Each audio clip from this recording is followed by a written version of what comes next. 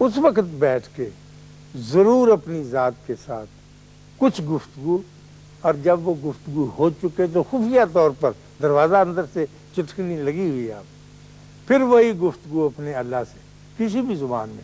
آپ حیران ہوں گے، اللہ ساری زبانیں سمجھتا ہے۔ انگریزی میں بات کریں، اللہ بہت اچھی طرح سے انگریزی جانتا ہے، اردو، پنجابی، سندھی، کسی میں بھی بات کر لیں، آپ ان سے بات کریں اور آپ کا اس کے ساتھ رابطہ یقیناً قائم ہے، اور تقویت آدمی پکڑتا چلے جائے، بجائے اس کے کہ آپ مجھ سے آگے پوچھیں اشفاق صاحب ہمیں کو بابا بتائیں، ہم جا کے اس کا ٹینٹوا دعائیں بابے کا کہ میرا کام کر کے دو۔ ایسے نہیں ہے، آپ خود بابا ہیں۔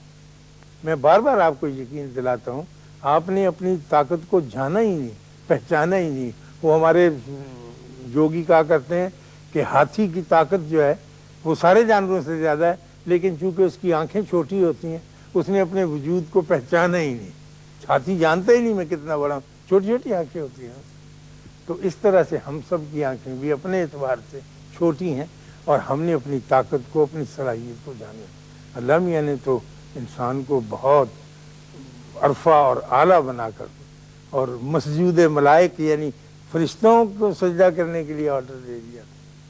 پھر یہ بات تو یاد رکھنے کی ہے کہ اب جتنی بھی مخلوق نے انسان کو سجدہ کیا تھا وہ اب تک انسان کے ساتھ ویسا ہی نباہ کر رہی ہے، یعنی شجر، حجر، نباتات، جمادات، فرشتے، وہ انسان کا احترام کر رہے، انسان سے احترام نہیں ہو پا رہا۔ آپ کو پتہ ہے کہ یہ جو درختوں نے انسان کو سجدہ کیا، پتھروں نے کیا، بہتی ہوئی ندیوں نے کیا۔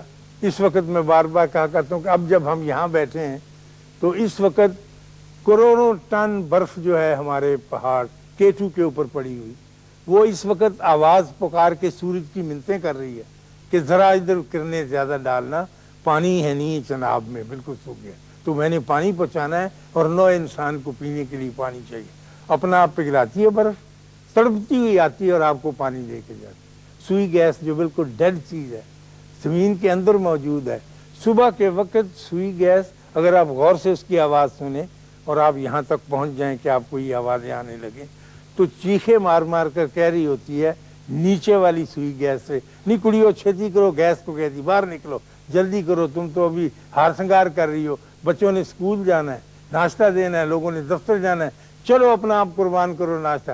تو وہ کہتی ہے ماسی ہم نکل تو رہی ہیں، اب 2 منٹ، انہوں نے کہا نہیں جلدی نکلو جلدی، اور وہ اپنا آپ قربان ہو کے جل بل کے آپ کا ناشتہ، آپ کی روٹی حالی تیار کر لی، کیونکہ سوئی گیس نے ایک دفعہ سجدہ کیا ہوا ہے۔ آپ ساری چیزیں آپ کو پتہ ہے کہ یہ جو ہے آم لے لیں، کوئی پیڑ، سیب اعلیٰ درجے کا ہمارا ناردرن ایریا میں آتا ہے، یہ قربان ہو رہا ہے۔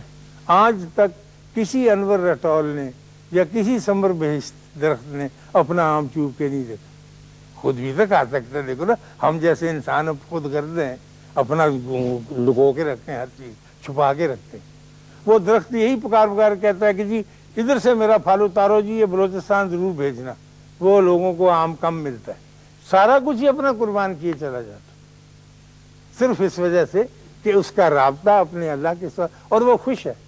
اور آج تک کسی درخت نے یہ نہیں کہا کہ ہماری بھی کوئی زندگی ہے جی، جب سے گڑے ہوئے ہیں وہیں کھڑے ہیں، نہ کبھی اکاڑے گئے، نہ ہم نے دیکھا ملتان سے آگے نکلے ہی نہیں، یہ تو فضول زندگی ہے۔ میرا پوتا کہتا ہے دادا بہت ممکن ہے کہ وہ بیچارہ ہماری طرح سے روتا ہو، اخبار چونکہ نہیں چھاپتا تو اخبار پریشان ہوتا ہوگا درخت۔ میں نے کہا نہیں پریشان نہیں ہوتا، وہ خوش ہے، ہوا میں جھومتا ہے۔ کہنے کہ آپ کو کیسے پتہ ہے خوش ہے؟ میں کہا وہ خوش اس لیے کہ ہم کو پھل دیتا ہے، جو ناراض ہوگا وہ پھل نہیں دے گا۔